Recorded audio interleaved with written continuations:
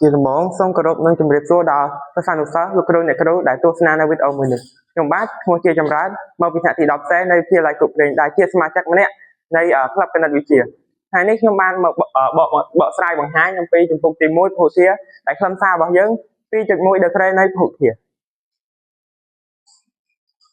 ជាដំបូង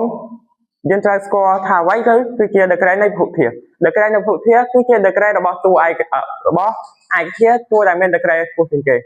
មានន័យថាដឺក្រេនៃពហុធាតុហ្នឹងគឺជាដឺក្រេនៃឯកធាតុណាដែលមានដឺក្រេខ្ពស់ជាងគេឥឡូវយើងចូលដាក់ឧទាហរណ៍របស់យើងដោយចូលទៅដឺក្រេនៃពហុធាតុខាងក្រោមកxក្រេ y បូក 5y ស្វ័យគុណ8ខ 3xក្រេដក 5x ស្វ័យគុណ3 y ស្វ័យគុណ4ករឹសនៃ3 x ស្វ័យគុណ5 y ស្វ័យគុណ3បូកជាមួយនឹង5 y z ស្វ័យគុណ5 x ស្វ័យគុណ7ហើយយើងចូលទៅ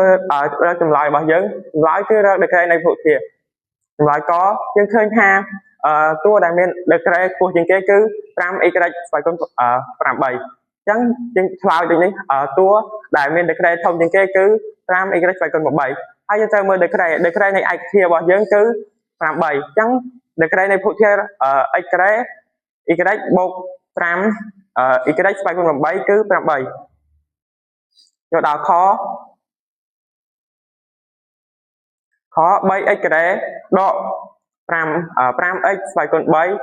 ស្វ័យគុណ4យើងត្រូវមើលថាតើតួណាដែលមានដឺក្រេខ្ពស់ជាងគេគឺតួដែលមានដឺក្រេធំជាងគេហ្នឹងគឺដក 5x ស្វ័យគុណ3 y ស្វ័យគុណ4ហើយយើងធ្វើការបូកនៅឯកដឺក្រេនៃពីរតួហ្នឹងបញ្ចូលគ្នាគឺអញ្ចឹងយើងបានដឺក្រេនៃពហុធាតុហ្នឹងគឺ7ដូចនេះពហុធាតុ 3x ក្រេដក 5x ស្វ័យគុណ3 y ស្វ័យគុណ4គឺ7ចូលដល់កឬនៃ3 x ស្វ័យគុណ5 y ស្វ័យគុណ3បូកជាមួយនឹង5 y z ស្វ័យគុណ5 x ស្វ័យគុណ7យើងត្រូវសង្កេតមើលថាតើតួនៃឯកធាតុមួយណាដែលមានដឺក្រេខ្ពស់ជាងគេគឺយើងសង្កេតឃើញថាតួដែល5 y z ស្វ័យគុណ5 x ស្វ័យគុណ7ហ្នឹងគឺមានដឺក្រេនៃពហុធាតុហ្នឹងគឺខ្ពស់ជាងគេអញ្ចឹងដឺក្រេនៃពហុធាតុយើងត្រូវបូក y បូកជាមួយនឹងដឺក្រេនៃពហុធាតុដឺក្រេនៃឯកធាតុ z បូកជាមួយនឹង x អញ្ចឹងយើងបាន z y បូកz ស្វ័យគុណ5 x ស្វ័យគុណ7គឺដឺក្រេនៃពហុធាតុរបស់យើងគឺ13ដូចនេះដឺក្រេនៃពហុធាតុរើសនៃ3 x ស្វ័យគុណ5 y ស្វ័យគុណ3បូកជាមួយនឹង5 y z ស្វ័យគុណ5 x ស្វ័យគុណ7គឺ